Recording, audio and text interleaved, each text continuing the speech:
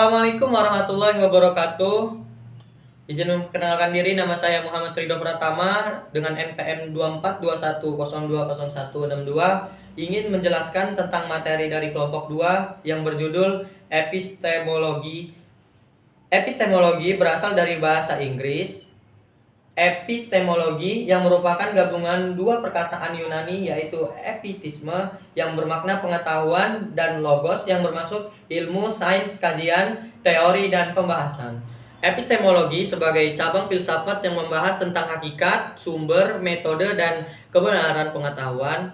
Dalam kajian epistemologi terdapat berbagai aliran pemikiran yang berpengaruh dalam membentuk cara manusia memperoleh dan memahami pengetahuan. Aliran yang dibahas dalam epistemologi adalah empirisme, rasionalisme, dan positivisme. Empirisme menganggap pengalaman indrawi sebagai sumber utama pengetahuan. Menurut aliran ini, manusia memperoleh pengetahuan melalui pengamatan dan pengalaman langsung dengan dunia luar.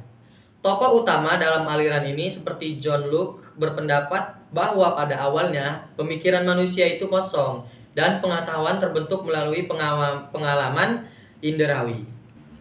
Rasionalisme berpendapat bahwa akal dan rasio manusia adalah sumber utama pengetahuan. Tokoh seperti René Descartes menekankan bahwa pengetahuan yang benar dapat diperoleh hanya melalui akal, dan ia memperkenalkan metode keraguan sebagai cara untuk mencapai kepastian akal. Dan dalam pandangan rasionalisme, pengetahuan yang diperoleh melalui akal dianggap lebih pasti daripada diperoleh dari indera. Positivisme menggabungkan pendekatan empiris dan rasionalis dengan menekankan pentingnya eksperimen dan verifikasi ilmiah.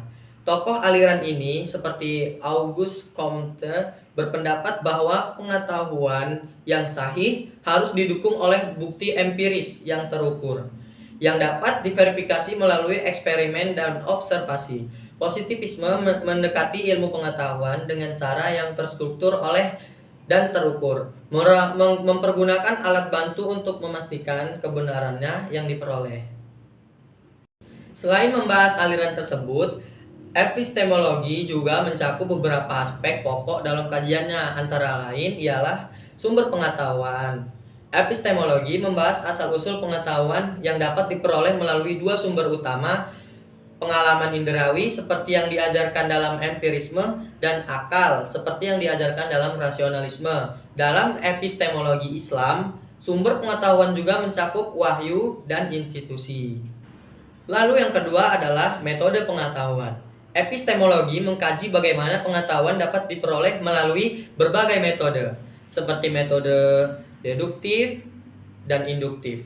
Metode deduktif memulai dari pernyataan yang bersifat umum menuju hal yang lebih khusus, sementara metode induktif dimulai dari pengamatan khusus yang mengarah pada kesimpulan umum. Lalu yang ketiga adalah kebenaran pengetahuan. Epistemologi juga mempertanyakan apa yang disebut sebagai pengetahuan yang benar dan bagaimana suatu pengetahuan dapat dianggap sahih dan diterima. Kebenarannya dapat dinilai dari kesesuaian pengetahuan dan fakta yang ada atau melalui bukti-bukti empiris yang dapat diverifikasi. Lalu yang keempat adalah watak pengetahuan. Epistemologi berusaha untuk menentukan sifat atau karakteristik dari pengetahuan itu sendiri. Apa yang membuat pengetahuan dianggap sah, benar, dan atau diterima oleh manusia, dan bagaimana pengetahuan dapat dibedakan dari keyakinan atau opini. Jadi, kesimpulannya ialah secara keseluruhan, epistemologi memberikan landasan penting untuk memahami bagaimana manusia memperoleh pengetahuan, apa yang dianggap sebagai kebenaran, dan bagaimana pengetahuan tersebut dapat diverifikasi. Aliran-aliran dalam epistemologi memberikan perspektif yang berbeda mengenai sumber, metode, dan kebenaran pengetahuan serta memiliki pengaruh besar dalam perkembangan ilmu pengetahuan dan filsafat. Mungkin itu saja yang dapat saya sampaikan dalam materi kali ini. Kurang lebihnya saya mohon maaf, pada Allah saya mohon ampun. Wabillahi taufiq wal hidayah. Wassalamualaikum warahmatullahi wabarakatuh.